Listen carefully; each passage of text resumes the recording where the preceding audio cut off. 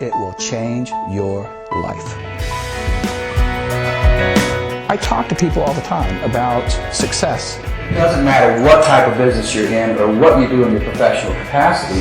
The truth is that everything has to happen from the inside out. There are a lot of different steps and there's a lot of ways to do things. This that you will hear tonight will just be a way to do it. They've taken him, believe it or not, to 49 states and 22 countries.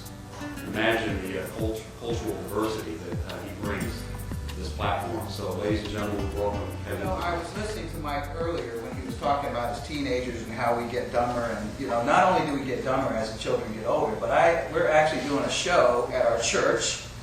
And I hired my young 8-year-old daughter to run one of the spotlights. You know, it doesn't move. She just turns it on and off. She was thrilled to death about it. So there's 4 of us. And we have these communication devices that we can talk to the people in the different lighting aspects. And so my daughter, she's really geeked up about this. I mean, she thinks, wow, this is the coolest thing. And, you know, she was asking all these questions, and she was really into it. I thought, wow, you're really into this, aren't you? And so she's standing back on her spotlight, and of course, I'm sort of floating. I'm the sort of directing the lighting initiative going on here, and I'm talking to people through this headset. And all of a sudden, I hear this voice coming through one of the headset. Hey, Kevin! Hey, Kevin!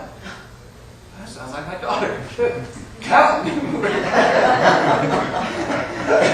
And when I turned around and looked at her, you know, I thought she was kidding around with me. Instead of calling me Dad, she's calling me. She's like, Kevin, come here! You know. Okay, so not only are we getting dumber, you know, we're losing our status as parents.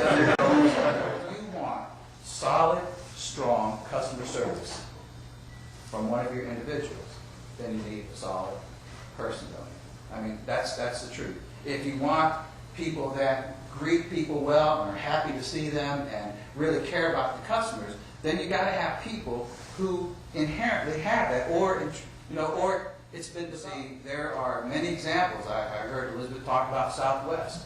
You know, it's maybe everybody that joined Southwest, you know, wasn't born with these, you know, happy faces, and, you know, when you come into Nashville, they're singing to you and throwing stuff at you and making you happy.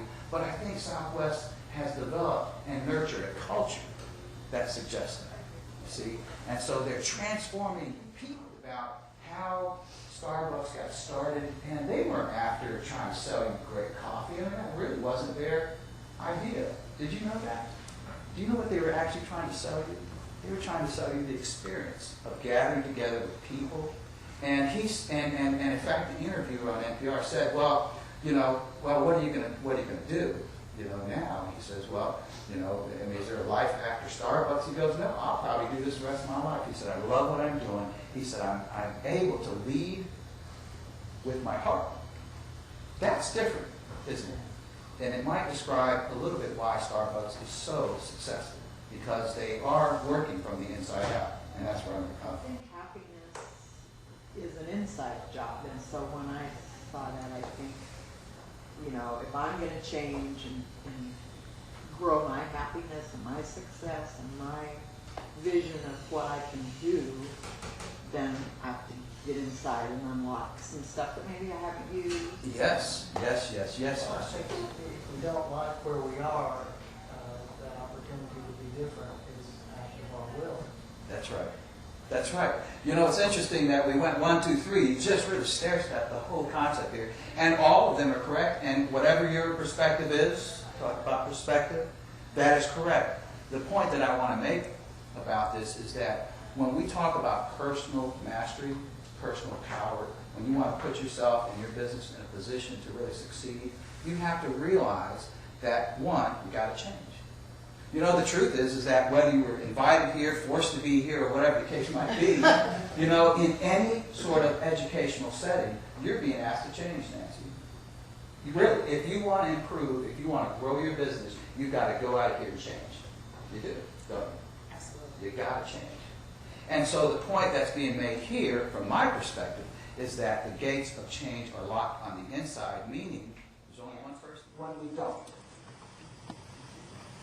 I might give you the feedback, but it will be a different scenario. Oh, sir, hold on, let me get you to the right person. That's right. Rachel!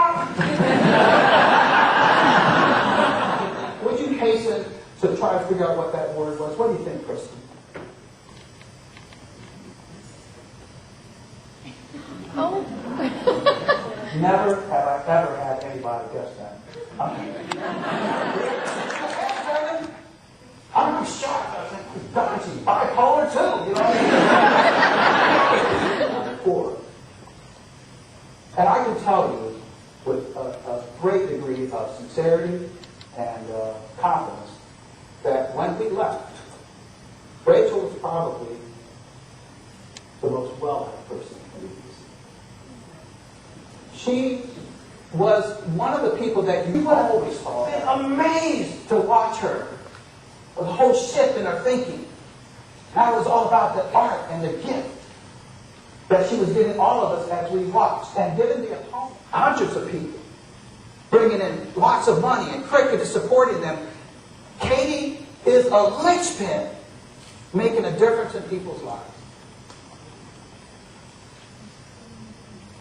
My challenge for you is to do the same thing. Even as a project manager, create art. Create art means change somebody's life. Reach out to somebody. Make a difference to them. Let them make a difference to you. It's the power that you have in your hand if you see it that way. So what he's done is he's given me a different perspective. And even though some of what he's saying is a lot of the stuff that motivational speakers say, he says it in a way that really impacts me. This is going to sound crazy, but I mean, I almost feel like crying. It was almost a religious experience for me. I love Kevin's stuff about where the key is and that it's an inside job, because that resonated with me and what I believe. And the stories he told were funny and kind of drew you in, and they were great examples of that moment where people get an aha, and how it isn't something that the person asking the question did. It's really, it was a safe space for somebody to go, oh, that might be me.